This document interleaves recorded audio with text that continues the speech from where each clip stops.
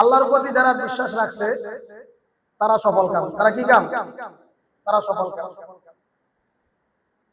আল্লাহ পাক অন্য আয়াতে বলেন কদ আফলাহাল মুমিনুন, যারা মুমিন তারা সফল কাম, যারা বিশ্বাসী বান্দা তারা সফল কাম। চাই তাদের চেহারা কালো হোক, চাই তারা খাটো হোক, চাই তারা গরিব ফ্যামিলির হোক, চাই বাংলাদেশি হোক, চাই বিদেশি হোক, যে কোনো রাষ্ট্রের হোক, কেউ যদি আল্লাহর প্রতি বিশ্বাস রাখে আল্লাহ পাক বলেন তারা 100% সফল কাম। সুবহানাল্লাহ, সফল কাম। আর যাদের ঈমান নাই তারা যত এসিওয়ালা রুম থাকুক, দামি দামি বিল্ডিং থাকুক, তাদের গরমে কোনো সমস্যা হয় না। আল্লাহ পাক বলেন যে তাদের অশান্তির কোনো শেষ হবে না, মরার পর তারা শান্তি নামক কোনো শব্দই পাবে না। বলে নাউজুবিল্লাহ। এই কারণে বিশ্বাস হলো সবচেয়ে দামি। যারা বিশ্বাস আল্লাহ পাককে করবে, আল্লাহ পাক তাদের ব্যাপারে ঘোষণা দিয়েছেন কদ আফলাহাল মুমিনুন, যে মুমিনরা সফল কাম। সফল কাম কোন হাফেজ সাহেবের কথা না, একটা মুমিন সফল কাম কোন মুফতি সাহেবের কথা না, কোন মাওলানা সাহেবের কথা না, কোন বক্তা সাহেবের কথা না, কোন শাইখুল হাদিস সাহেবের কথা না, কোন এমপি মন্ত্রী না, বরং যিনি আহকামুল হাকিমিন, সকল বাদশার বাদশা আহকামুল হাকিমিন, তিনি স্বয়ং বলেছেন যিনি মুমিন তিনি সফল কাম। সুবহানাল্লাহ। মুমিন সফল কাম ঘোষণা কে দিয়েছেন? সবাই বলেন, ঘোষণা কে দিয়েছেন? আল্লাহ।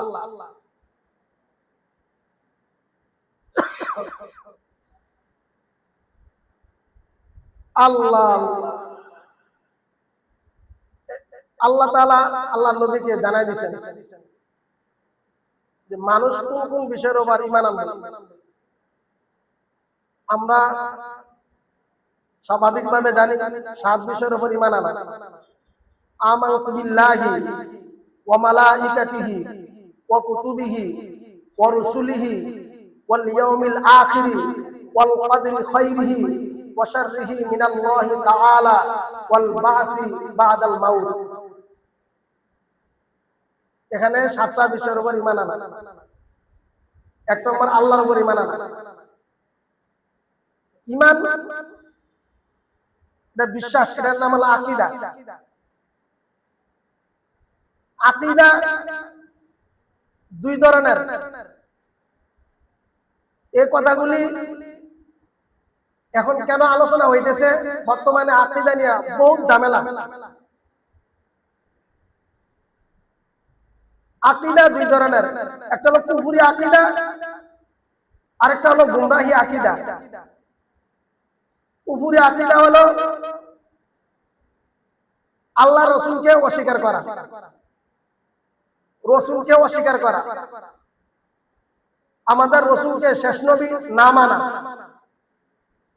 কোরআন হাদিসের কোনো কথাকে অস্বীকার করা, ডাইরেক্ট অস্বীকার করা, যা আমি মানি না। কেউ যদি কোরআন হাদিসকে ডাইরেক্ট অস্বীকার করে তাহলে সে কাফের। তাহলে সে কি? আর কেউ যদি আমাদের নবীকে শেষ নবী না মানে তাহলে সে কাফের।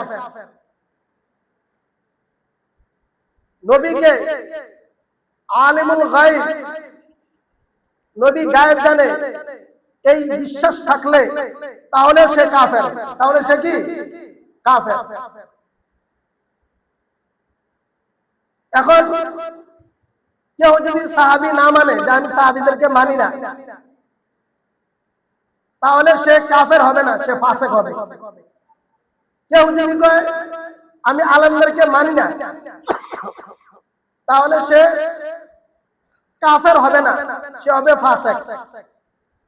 কেউ যদি কয় আমি নবীকে মাসুম মনে করি না, নিষ্পাপ মনে করি না, তাহলে সে কাফের হবে না, সে ফাসিক হবে। ফাসিক হইলে কি লাভ? ফাসিকের ব্যাপারে আল্লাহ তাআলা নিজে ঘোষণা দিয়েছেন, ওয়াল্লাহু লা ইয়াহদিল কওমাল ফাসিকিন। যারা ফাসিক হবে তারা কখনো হেদায়েত পাবে না, হেদায়েত পাবে না। ফাসিক যারা হবে তারা কখনো হেদায়েত পাবে না, হেদায়েত থেকে বঞ্চিত। ফাসিক কারা? যারা সাহাবী মানে না। ফাসিক কারা? যারা নবীদেরকে মাসুম মনে করে না। ফাসিক কারা? যারা ইজমা কিয়াস, ইজমা কিয়াস শরীয়তের বিধান দুইটা, চারটা বিধান আছে, দুইটা বিধানকে অস্বীকার করলে কাফের, আর দুইটা বিধানকে অস্বীকার করলে ফাসিক।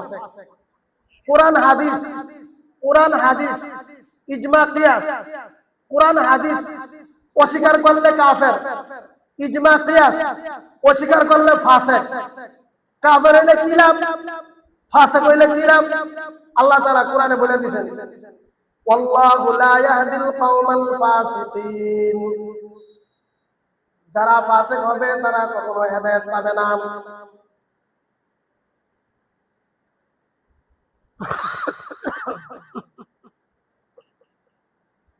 আর যারা কাফের হবে তারা কি পাবে না? ইন্নাল্লাহা হাররামাহুমা আলাল কাফিরিন। নিশ্চয় যারা কাফের তাদের জন্য আল্লাহ তাআলা জান্নাত হারাম করে দিয়েছেন। হারাম, জান্নাত হারাম। তো কাফের হওয়াও খারাপ, ফাসিক হওয়াও খারাপ। কাফের হইলে জান্নাত হারাম, আর ফাসিক হইলে হেদায়েত থেকে বঞ্চিত। আর হেদায়েত থেকে বঞ্চিত হলে সেও জাহান্নামে যাবে, শাস্তি ভোগ করে একদিন না একদিন জান্নাত পাবে, কিন্তু সর্বপ্রথম সে জাহান্নামে যাবে। আল্লাহ তাআলা আমাদের সকলকে ফাসিক এবং কাফের হইতে হেফাজত করুন, বলেন আমিন।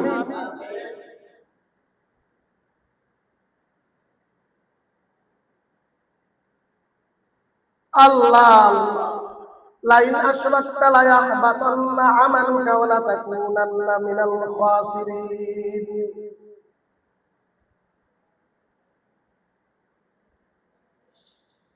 আল্লাহ তাআলা আল্লাহর নবীকে একটা ভয় দেখাইছে, কঠিন ভয়। আপনি মুহাম্মদ যদি দেখেন, নবীকে বলতেছে, আপনি যদি আমি আল্লাহর সাথে কাউকে শরীক করেন তাহলে আপনার জিন্দেগীর সমস্ত আমল আমি আল্লাহ বাতিল করে দিব। নবীর ব্যাপারে এই কথা, হে নবী, আপনি যদি আমার সাথে কাউকে শরীক করেন তাহলে আপনার জিন্দেগীর সমস্ত আমল বাতিল। তাহলে শিরিক গুনাহ করলে সমস্ত আমল বাতিল হয়, শিরিক গুনাহ। আল্লাহ আল্লাহ, ঈমান নষ্ট হয়। মুসলমান থেকে নাম কাটা যায় তিন কারণে। কয় কারণে? তিন কারণে। সবাই খেয়াল করেন, মুসলমান থেকে নাম কাটা হয়। এক নম্বর শিরিক করলে, দুই নম্বর আমাদের নবীকে শেষ নবী না মানলে। শেষ নবী যারা মানবে না তারা মুসলমান না। তারা কি না?